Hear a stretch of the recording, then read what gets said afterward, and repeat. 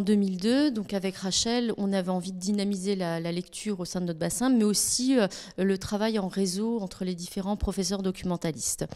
Donc on a pensé justement à mettre en place une manifestation littéraire. Et celle-ci a vu le jour pour l'année scolaire 2003-2004, l'année pendant laquelle Alain nous a rejointes. Il lit ses romans, il nous communique ses premiers coups de cœur, et puis on passe notre été à lire et à affiner la sélection. Alors ça mène lieu à des débats, hein, parfois on n'est pas toujours d'accord, mais on arrive quand même à ressortir une sélection de 5 romans qui nous plaisent bien. Et moi je contacte donc pendant l'été les auteurs pour avoir une réponse dès septembre et pouvoir communiquer au plus tôt la sélection aux établissements et à nos collègues. Souvent, la promotion de la lecture passe par les professeurs documentalistes. Donc, ça a été nos premiers interlocuteurs. Et c'est eux qui ont présenté les différents projets au niveau des professeurs de lettres qui sont devenus leurs partenaires. Et ensuite, on a différents partenaires qui se sont joints au projet, la bibliothèque municipale et il y a 4 ans, le Nest CDN de Thionville qui nous a permis de redynamiser le prix.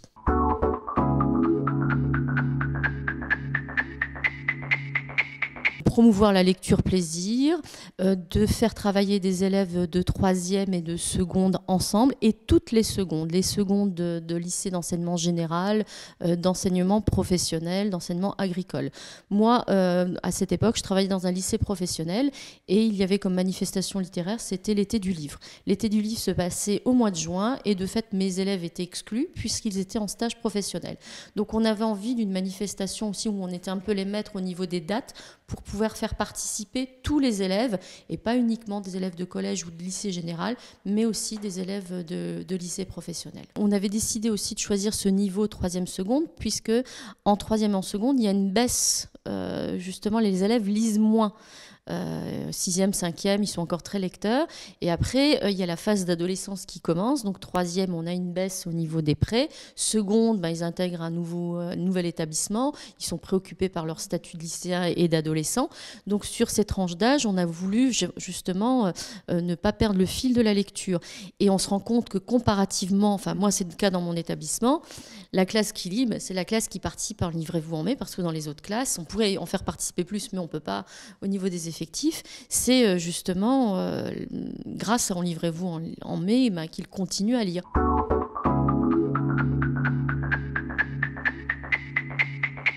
La classe de Quettenham est préparée donc assez tôt dans l'année, puisque dès le mois de novembre, fin octobre, début novembre, les élèves découvrent les livres. Donc dans un espace de 2-3 mois, les livres tournent au sein de la classe, les élèves doivent lire les livres. On sélectionne ensemble un titre. Cette année, par exemple, c'est Cœur de caillou. Et à partir de ce titre, on voit ce qu'on peut en faire. Donc là, je travaille plutôt avec mes 2 collègues professeurs de français, Madame Drière, et professeur de PS, Madame Coche, sur l'écriture d'un scénario. Ce serait possible de le faire en classe, de faire ce travail en classe, mais ça nécessiterait beaucoup de temps. Or, en 3e, il y a un impératif, il y a un diplôme à passer en fin d'année, qui est le brevet. Donc, on ne peut pas consacrer trop de temps au niveau de l'écriture. Donc, le scénario est écrit à nous, à 3, voilà. Et à partir du scénario, donc on propose le scénario aux élèves, on rectifie les petites choses à rectifier, et puis on distribue les rôles aux élèves.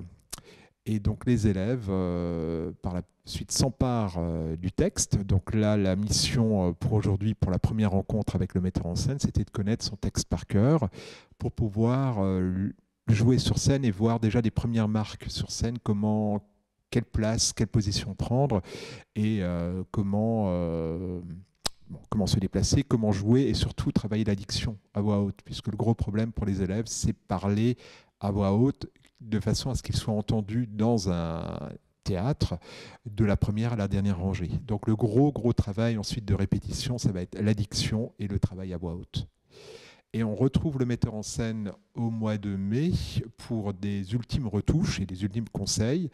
avant la prestation qui aura lieu le mardi 24 mai sur la scène du Nest CDN de Thionville.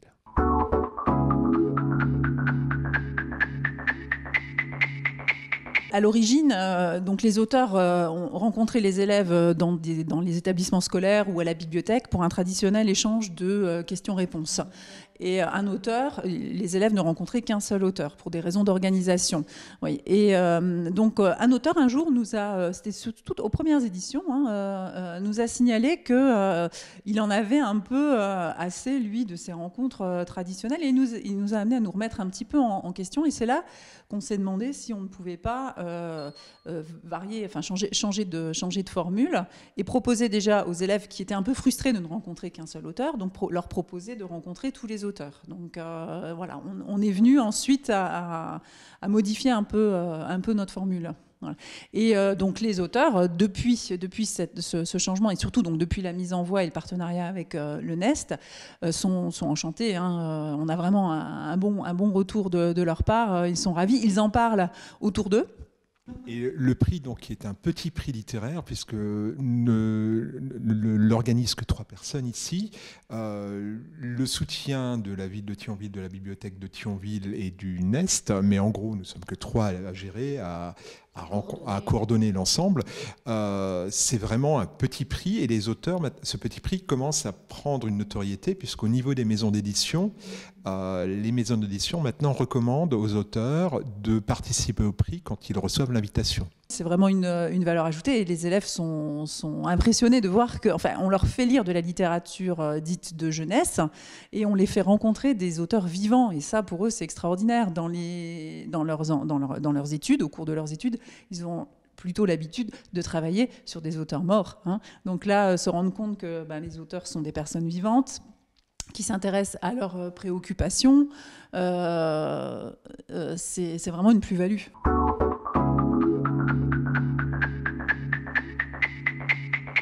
La salle dans laquelle les prestations ont lieu le 24 mai prochain, c'est un théâtre avec un nombre de places limité. Donc, pour des raisons de sécurité, le nombre de places est limité à 200. Or, participent déjà 16 à 17 établissements scolaires cette année. Et rien qu'avec les préinscriptions, nous sommes déjà à 200 élèves par créneau.